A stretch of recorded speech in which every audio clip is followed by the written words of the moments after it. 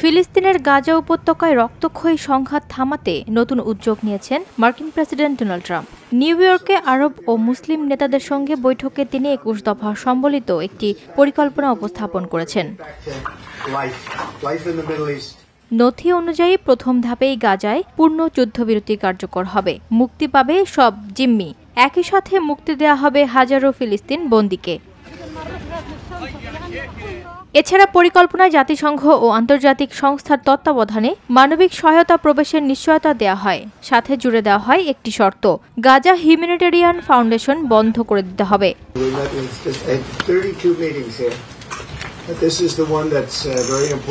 এদিকে গাজা সাময়িকভাবে একটি আন্তর্জাতিক আরব নিরাপত্তা বাহিনীর মাধ্যমে পরিচালিত হবে। দৈনন্দিন কাজ পরিচালনার জন্য ফিলিস্তিনি কর্তৃপক্ষের অধীনে একটি কমিটি গঠনের প্রস্তাব করা হয়েছে, তবে নির্দিষ্ট সময় পর পূর্ণ নিয়ন্ত্রণ পাবে ফিলিস্তিনি কর্তৃপক্ষ।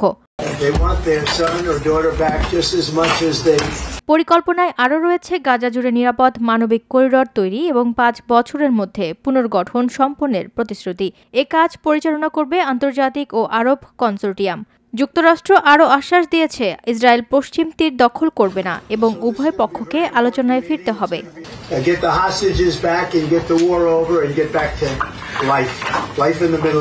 তবে পুরো পরিকল্পনার মূল শর্ত একটাই: হামাসকে অস্ত্র সমর্পণ করতে হবে এবং গাজা ত্যাগ করতে হবে। বিশেষজ্ঞরা বলছেন, মানবিক সহায়তা ও রাজনৈতিক ছাড় থাকলেও হামাসের অবস্থান ও ইসরায়েলি প্রতিক্রিয়ার কারণে বাস্তবায়ন এখনও বড় চ্যালেঞ্জ। ওয়াহিদা প্রান্তি, স্বদেশ প্রতিদিন।